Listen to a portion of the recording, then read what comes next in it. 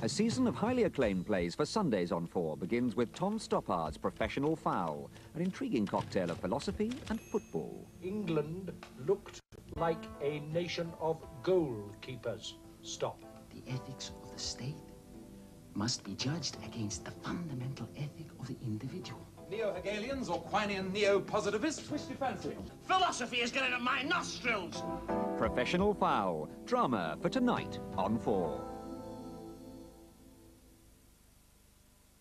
Coming up next here on 4, the news summary from ITN. We've bought you American football. We've bought you Tour de France.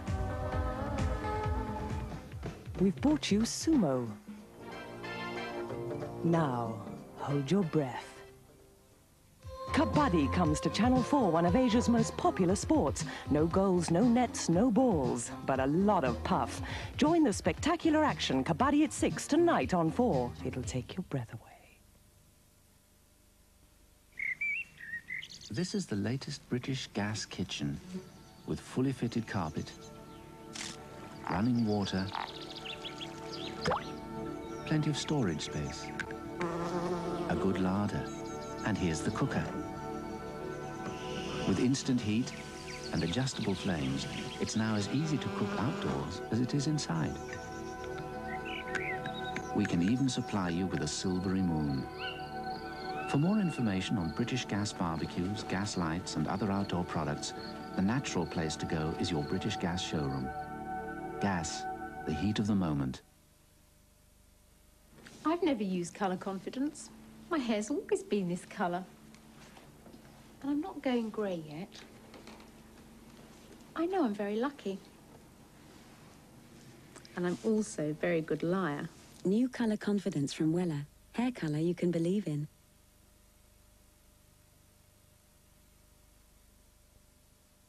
Drama tomorrow when the Channel 10 news team isn't the only one calling the shots. We're not walking out of here without a deal. Get it under control. I'm a professional, Ann. Let the ratings on this one go through the ceiling. What happened? What the hell went wrong? It's not every day you get somebody shot. Are you willing to say any of this on camera? You think I'm letting my emotions get in the way of my judgment? You tell me. I did tell you. It's a damn good story. Behind the Headlines with ENG, tomorrow at 10 on 4.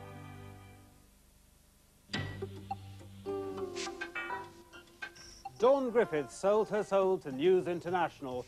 After her baby Alex was snatched, she was paid a six-figure sum to tell her exclusive story.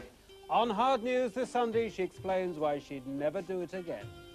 Because people need to know what really happened, and other people who maybe, hopefully, God forbid it never happens again, that anybody in any type of situation like this knows what they're letting themselves in for. They've got to know.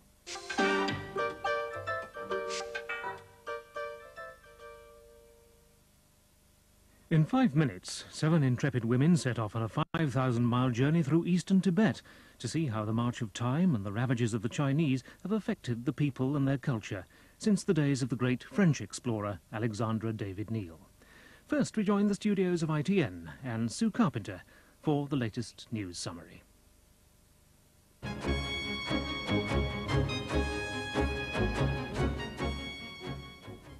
Good afternoon. The White House says President Bush is still suffering from an irregular heartbeat. He's to stay at Bethesda Naval Hospital today for observation while he takes drugs to control atrial fibrillation, a condition which, although not serious, does cause breathlessness. The president became unwell jogging at Camp David.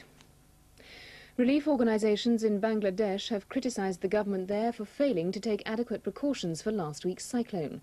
Up to 200,000 are now thought to have been killed and up to 10 million made homeless. The relief agencies say that despite the constant threat of cyclones in Bangladesh, the government has not built cyclone shelters for 20 years.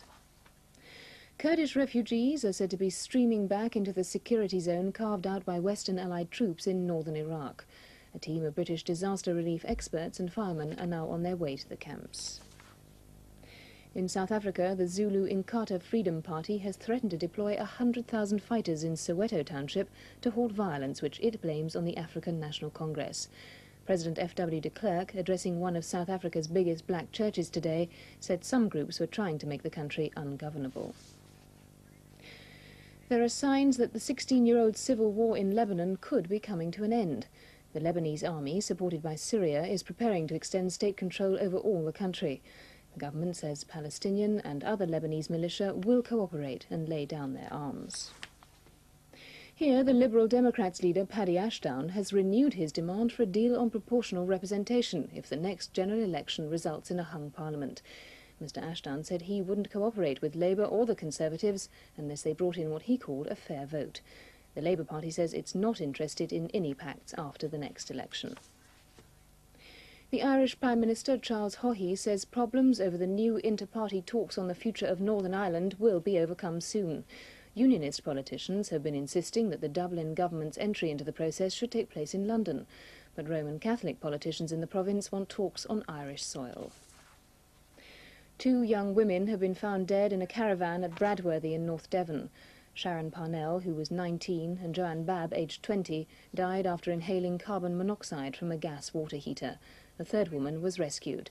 British gas engineers said the heater was not faulty, but it should not have been used continuously for more than 5 minutes. That's the end of this summary. The next news from ITN is on ITV at 6:30. But from me, good afternoon.